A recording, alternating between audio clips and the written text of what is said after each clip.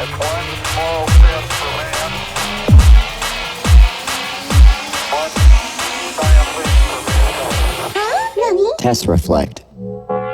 All right. Hello, and welcome, ladies and gentlemen, back to the Open Mic Podcast with your host, me, Tom Hirst, brought to you by Richland Source and Newsroom After Hours.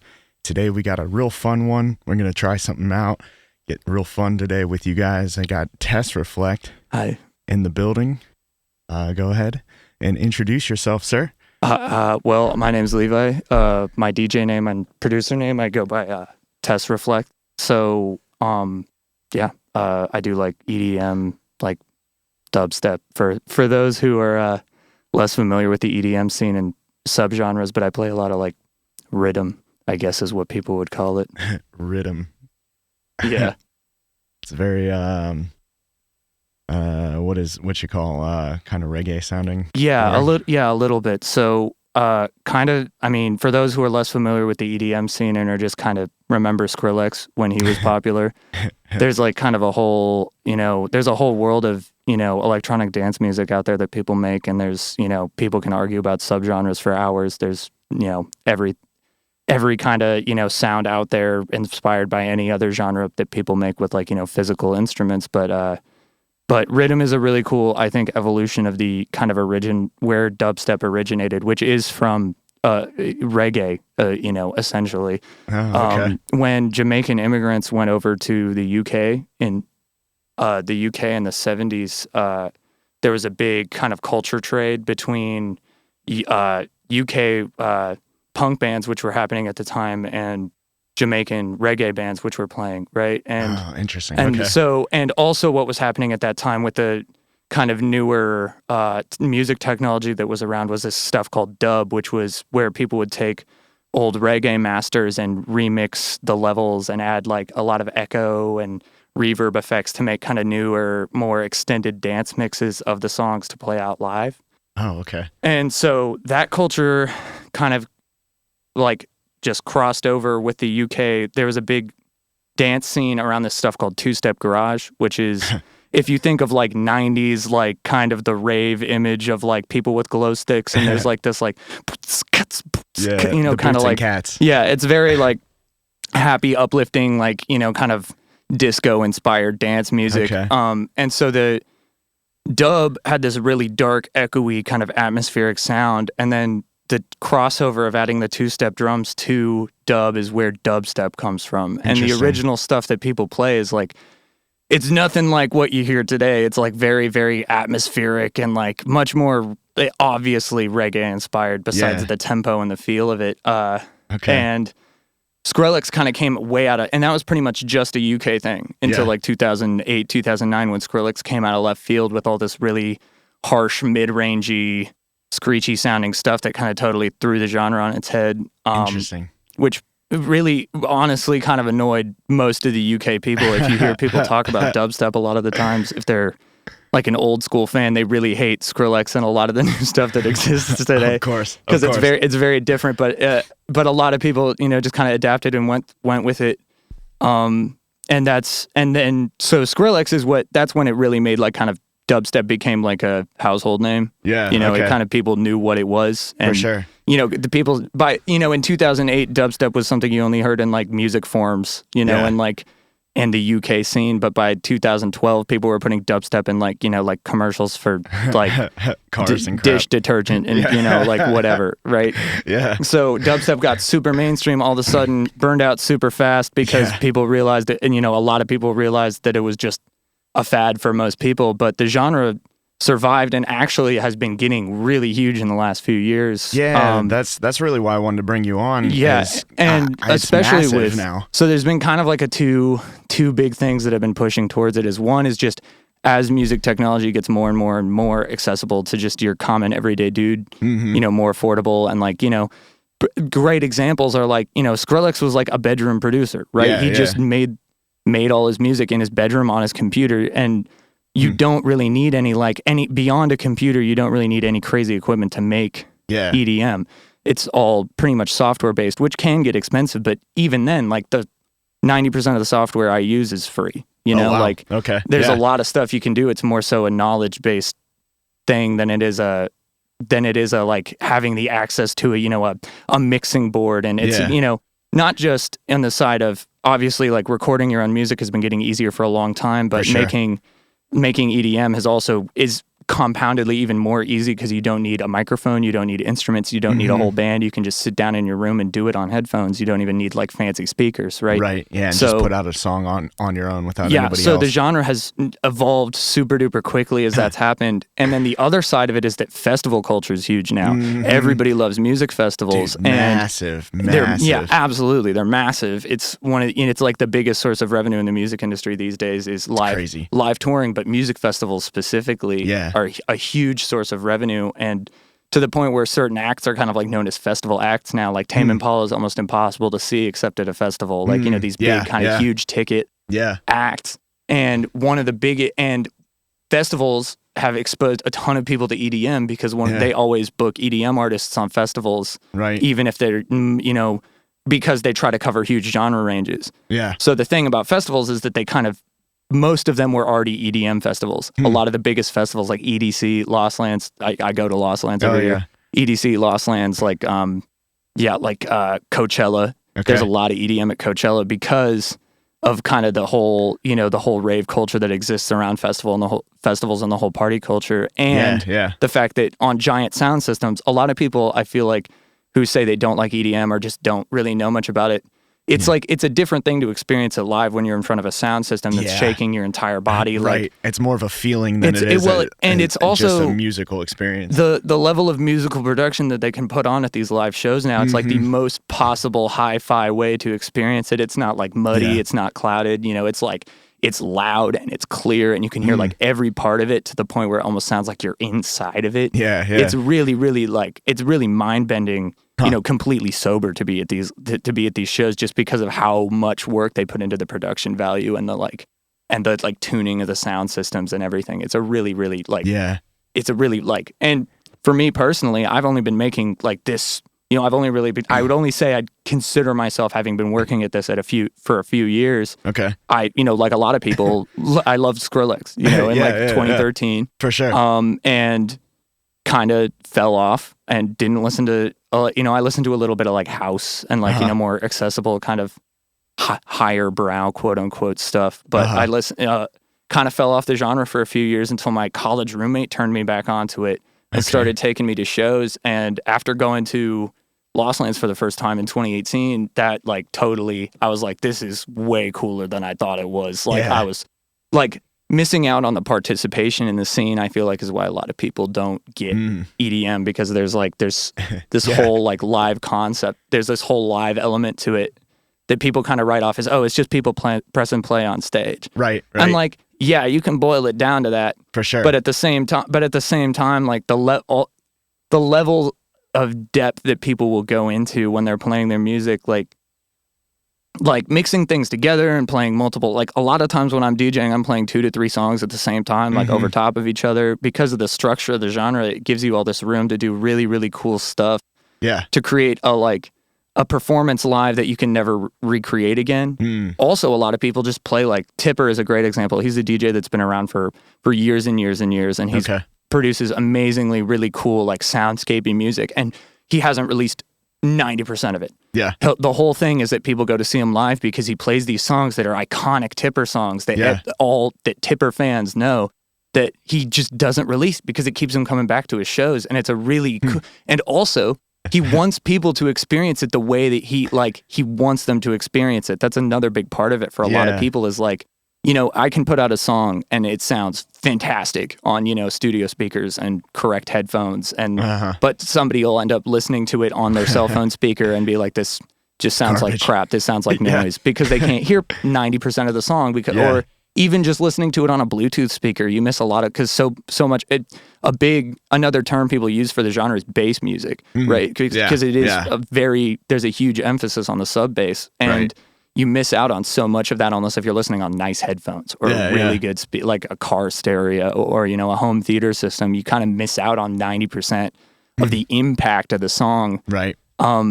Because there's also very often not lyrics to really follow or a distinct, melody beyond something pretty simple to follow. A lot of I think the purpose of the genre is the impact of the actual sound and the creating the production to be like, not, I don't want to say overwhelming, but just For sure. to be as like, because instead of like an instrument where you're kind of leaving, a lot of it up to how the instrument performs and how the instrument sounds, when you're producing a song completely on the computer, you can get as granular as you want with it, with exactly how you want everything to sound, exactly how you want everything to sit, how loud you want things to be. You can kind of enter a space that you can't with real instruments because of issues like feedback and issues like we can't, the synth knob doesn't turn any farther. You can't turn up that parameter any higher on a computer. You can very often just make this ridiculous stuff and enter automation so you can be turning 14 knobs at once to make a sound that you just couldn't do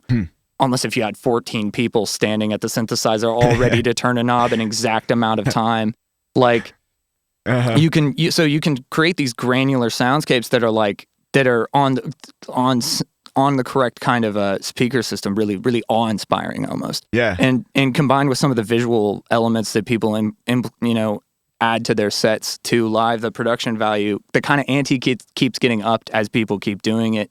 Where to the point where like Ganja White Knight is another really famous DJ, and his live sets are to the point where they have like full kind of hour-long animated with a storyline. Like, oh my gosh, that's so sick. It's that's like so sick. it's amazing, and they're beautifully animated and well written, and like it's all original. It's not like just pulling stuff. It's like he's like has an animator that animates characters, and like they have backstories, and there's like a lore, and like all of his albums are like it's like it's really insane, and you miss out on this whole experience if you don't see it live usually. And since the pandemic has happened, a lot of DJs have taken to doing sets like live online because and stuff, and shows are starting to come back now, and like there's like drive-in shows are what a lot of bigger DJs have been doing, because with the big visual elements and kind of the festival stage setting already, a drive-in kind of works as a really good venue. Yeah, that's actually those a really happen cool a lot. idea. Those have been really successful, and then also you have a bunch of people in their own cars, like separated. Right. It's like you don't have to do anything extra to prep the venue. Really, it's like people are bringing their own little isolation booths. It works really well. So those were really successful at the beginning of the pandemic. That's a great idea, actually. And shows are starting to come back now, and like festivals are starting to come back now as things get a little more normalized. But me and a lot of people are in a really interesting position. I'm really glad I got to this point of having gotten into DJing during the pandemic. I've been DJing like kind of casually for a long time, but I haven't really gotten into the whole EDM production thing since the last few years. Yeah. And I was starting to get into it before the pandemic, but really the reason I've had a lot of time to sit down and really hone my craft and get good at DJing and produce some music that I'm happy with is because there was nothing really going on for like a solid year and a half there, right? And even still to this point, so I'm in and me and a lot of other people who are entering the scene kind of as newcomers in the last couple of years. They're in an interesting position where there's not really a lot of room for newcomers because there's not that much going on except for at the top level. Yeah. And so there's all this like really cool new up and coming talent that exists on the internet that hasn't really gotten a chance to play out yet. I think that's another really interesting thing is I think the EDM scene is going to continue to like grow at a really, really quick rate because of how many people got into it over pandemic and are excited to experience this thing they've only gotten a taste of thus far and weren't really into before. Yeah. But once they got into it during the pandemic, it didn't really exist. Yeah. Right? Yeah. So I think the scene is going to, already just since shows have been going on, it's been like the biggest shows. Massive. Like massive, like huge turnouts and like really, really bigger than before, like selling out shows that like artists selling out shows that wouldn't have before because of how much people have missed, shows during the pandemic. Yeah. But I think and I think this is universal across all music scenes too, is I think local music scenes are going to really, because people have kind of been locked up and not had the chance to do stuff, I think it gives people a bigger appreciation for local music in general. And I think I'm beyond EDM, or even in, just in like the, the band scene and the bar band scene around Mansfield. And I think in a lot of small scenes, I'm hoping that comes as like kind of a nice reset, rejuvenation, where people can get back into the scene and like experience a lot of new talent that's popped up during the pandemic that hasn't really gotten a chance to show itself. Yeah, absolutely. You kind of, don't realize what you had until it's gone kind of thing. Exactly. Because especially with the Mansfield scene, I moved to Mansfield during the pandemic. I used, so I never really got to experience it in its full glory. And I've had a lot of people tell me that I really, I would have loved it before. I like missed out on kind of the golden era of the Mansfield scene pre-pandemic. But now with like the mothership starting back up again and all the renovations they've been doing. When is that next show? I'm actually recording it and running sound for it. Sick. It is on April 2nd, I believe. April 2nd? Okay. April 2nd, which is a Saturday. Okay. If I'm correct. Yeah, but that's going to be dope. That's looking to be a really, really good show. I think Vacation's playing. Yeah, Vacation's playing. That's a pretty big deal. It's going to be I'm hoping that it's looking to be like a blowout. It's looking to be huge. Oh, it's going to be so much fun. Yeah, it's going to be so much fun. Sidebar, everybody who can should definitely check that show out. The Mothership, it's on Park Ave. Yeah, Park, and you can look on Instagram. They have an Instagram page where they post about it. And Bird's Cage OH will be playing there. It's information on their Instagram. I'm sure Vacation, which is a band from Cincinnati, and The Touch, which is another local Mansfield band. I'm sure they've all posted. The Touch. I'm sure they've all posted about it. So there's information there. But yeah, it's right off Park Ave, right next to the drive-through there. Yeah, check them out. So yeah, the whole EDM. Is fascinating to me because I have cousins on my mom's side. They're all kind of like college sports guys. Like they're into video games and stuff. They're in that cross section of like nerdy college sports party guys, right? Yeah, I got you. But them and all of their friends are super, super into EDM and dub and that entire genre spectrum of stuff. They go to shows all the time, and I'm constantly seeing Snapchats from them of various like DJs that they're going to see. It's fascinating to me because they're so many music genres can cross subcultures of human beings, you know, but like it seems like this one really kind of resonates with very, very diverse groups of people. Oh yeah, absolutely. I absolutely agree. And going to festivals, that's one of the first things you'll notice is that there's every kind of person you could possibly imagine there, from people with, with like tattoos and, like who look like they should be in metal bands, all the way to like, frat bros and like, like polo shirts and like, people way 40 plus who have been going to festivals since, who were going to fish festivals in the 90s and continue to go to EDM festivals. And, you see all kinds of people. And I think one of the reasons that is because EDM doesn't really have it came out of, it's a new genre, right? It's only, EDM as a genre is kind of broad, but whole scene is fairly new still. The rave scene as it is, especially in the United States, didn't really exist before the 90s even. And even then, it's changed so rapidly since then that there's not a lot of connotations to it. And I think that lets people just kind of, because it's this kind of weird future music that doesn't sound like anything you've heard before. And all the aesthetic for, album art and like promotion art is really, out there, weird, kind of like fantasy or like really robotic looking, just kind of textury art. And it doesn't have a lot of connotations. And a lot of people who make it are huge producer nerds like me who sit around in their rooms all day and don't really do much. And, like don't go outside and don't talk to people. And then a lot of the people who enjoy it or who end up being DJs who don't produce their own music, right, which is nothing wrong with that, right? But a lot of people are people who go out all the time and party and do stuff, right? And a lot of people get into a lot of like, for example, I've known a lot of like frat guys or, guys who are really into rap music or who will go to like one festival, just because they like to party and then find this genre of music that speaks to them in a way they've never had music speak to them before. And it's a really cool thing to watch because it's also, unlike, where the punk scene is like, I love the punk scene. I love, but it can be a little pretentious at times. It can be a little gatekeepy, right? Because people are protective of it because, and for good reason, because it's hard to get, it's hard to get a good scene going. And you don't want, like people who don't care about it to come in and, do kind of ignorant ignorant crap and Yeah, make it an unpleasant place for people. But the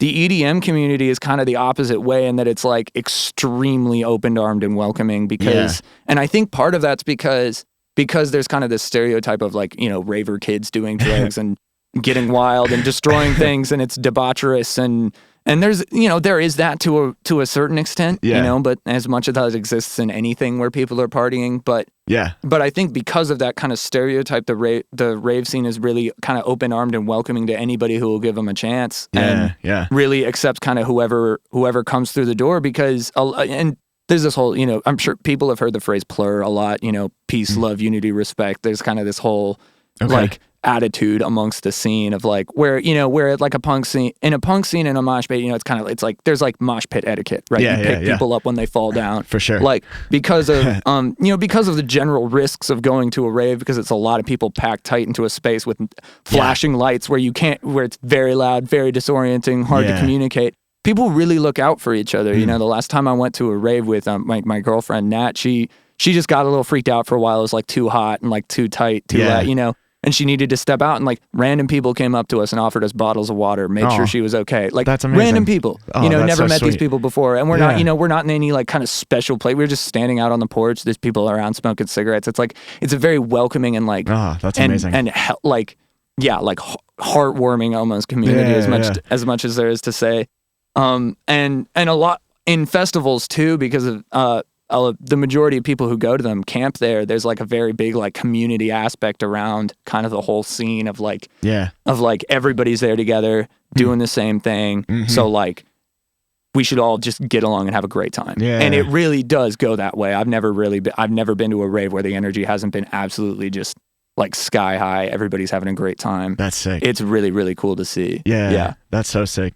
So where do you hope to take your music to? What are you looking for? Well, so on the EDM scene is a little it's hard to break into for sure because so much of it is playing out live.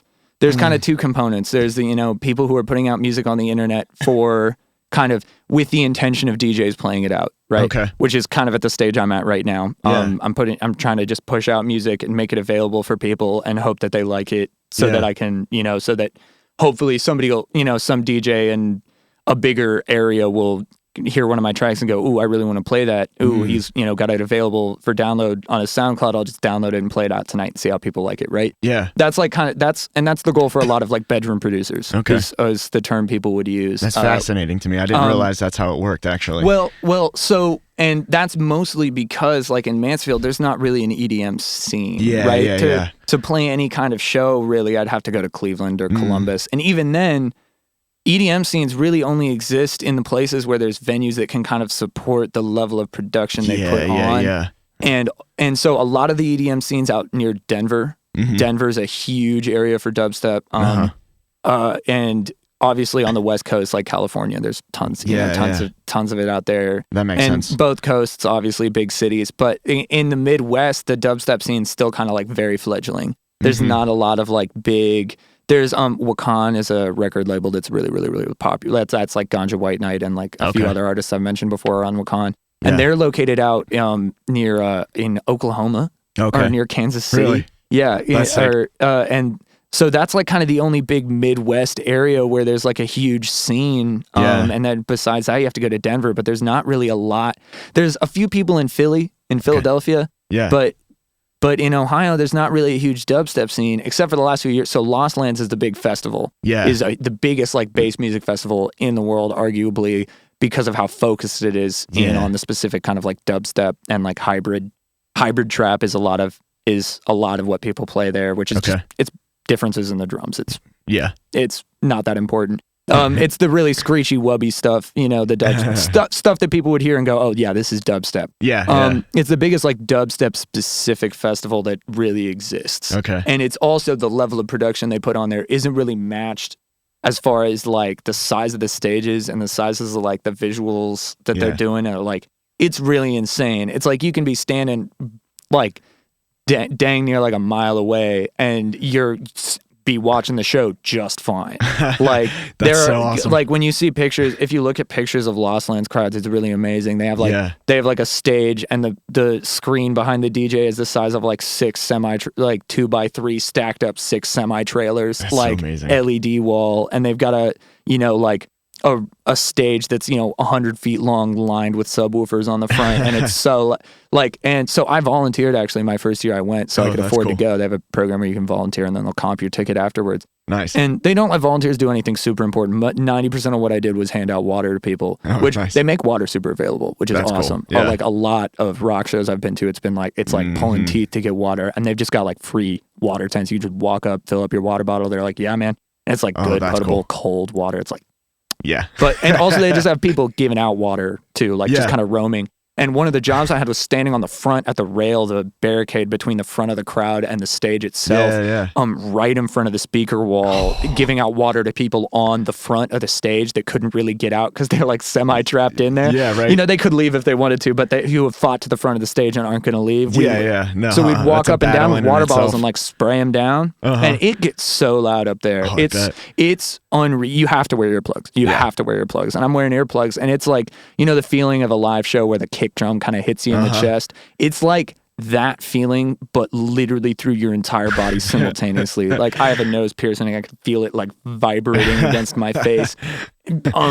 Insane. It's like it's like bass solo, you can't even hear it. It's like sub 20 hertz, but it can be recreated, and you can feel it at that volume because it's literally shaking the ground. It's so loud. It's a really, really like.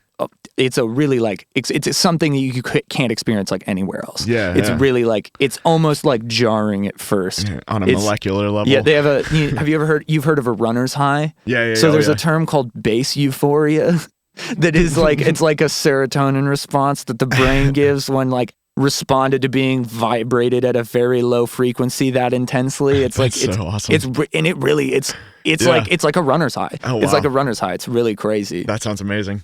No wonder everybody loves it so much. No, it's really, it's really like a crazy experience. And I know people who are like, a lot of people think it's like, oh yeah, it's they go there to do drugs. And a lot of people, I won't lie, go there to do drugs. For sure. But like my friend Chris, for example, he lives up in New York. He works for the government, like doing like security coding on computers and whatever like that. He's got like, he's got like government security clearance. He goes completely he drinks a little. But he goes every year completely sober because he loves the music. And he loves the experience of being there live and seeing these songs that he listens to, at home and goes, wow, this is really cool. And then listens to it on the world's largest set of speakers ever at top volume. You know what I mean? That's it's a really cool experience for people who, kind of are interested in fidelity or interested in like sound quality. It's like kind of like it's kind of, and it's something that you could never do yourself. You know what I mean? The stage production alone, they're putting millions of dollars into the stage production. It's not something that anybody could experience on their own terms. It's something that you can only really experience at these like crazy live festivals. And so I think because of that, and I think more and more people are kind of coming around to that fact and realizing it. Which is why there's been such this huge, because as more people go to festivals and festivals kind of they're like more and more smaller festivals. They're more like, for example, there's a festival, I forget what it's called, so you'll have to forgive me, but there's a festival going on in early June near Yellow Springs in Ohio that's like completely like deep dubstep is the genre, and it's like a bunch of like smaller Denver artists who you wouldn't really see touring around Ohio, doing a festival in Ohio. And a big part of that is because of how much attention to the scene that Lost Lands has brought to Ohio specifically. Because it's just down in Legend Valley. It's an hour and a half from here, right? Wow. The only reason I can afford to go to this festival is because I can drive there in my sedan and then park it and camp. Right. But people fly out from all over the world. Incredible. Like you see people from like Japan, Korea, Germany, like people from all over the world come to this festival, fly in and camp or drive in camp. I know I met a guy from Portland who has a school bus that he renovated Oh, that's like sick. Zach did. Yeah. And he's driving it out next year and doing RV parking. Like he's gonna like hit multiple festivals over the summer, That's like cool. on his way out to Ohio from Portland, like and hit because it's in that'd be so September, much so it's fun. kind of also at the end of festival season. Yeah, So it's yeah. like the big send off for a lot of EDM festivals. It's like the big last kind of final Yeah. big festival of the year before everything kind of goes into more like inside shows during Yeah. the winter season. Dude, that's so sick. That's It's so really sick. it's really mind blowing to me. Yeah. Like I need to go. I would recommend it to anybody who's at least mildly interesting. I would recommend going Yeah. to any kind of rave or festival if you get the opportunity to, because if you don't like it, you don't like it, Yeah. right? But it's really something that I guarantee you've never experienced before, like to that capacity. It's a really crazy experience. That's so amazing. All right. So you have some of your equipment with you today. Yeah. We are going to attempt. I'm gonna attempt to play a few songs for you guys here that I've been working on. I just put out an EP. You can find it on Spotify. It's Tesreflect, Tesreflect. The EP is called Bricked, and it's got a few tracks on there. It's got a few tracks on there. One I worked on with my friend Blake. So if you want to check that out and listen to what I'm making, it's really I'd totally appreciate that. It's on Spotify, it's on Apple Music, it's on SoundCloud, wherever you can find music, and you can find me on Instagram too. Username's just Tesreflect. But yeah, I'm gonna play you guys some songs here. A couple off my EP. I'm gonna tease a little bit of unreleased stuff that I've been working on too. Yeah. All right, here we go. Let's see if this is working. Just get it. All right, yeah. We've got a work in here. So we're golden. Okay, cool, awesome. So this is my track, Lunar Groove. I'm just gonna kind of mix these together and see. Hope you guys like them. Very, very fine grained as you get close to it. It's almost like a powder. Sound is very fine. Now let's step off the lemon.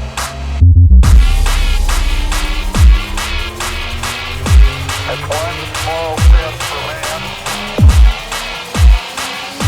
One giant leap for mankind. Tesreflect. Go.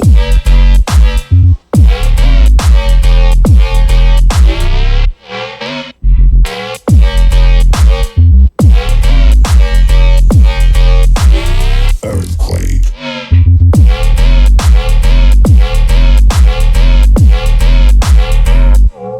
Here it comes.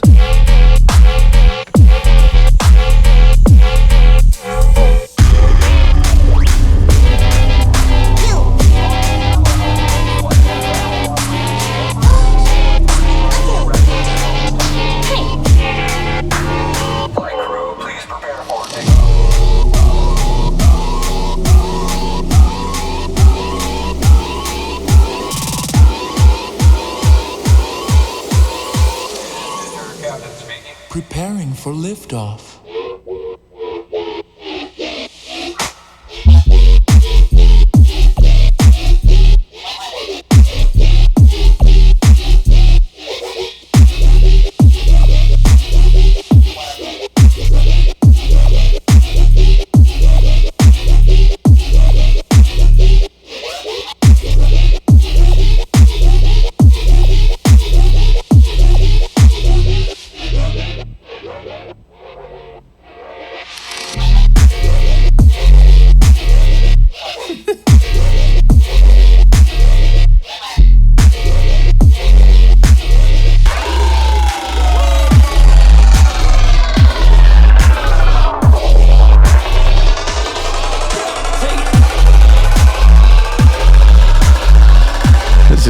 This one's unreleased, so it might sound different when it comes out.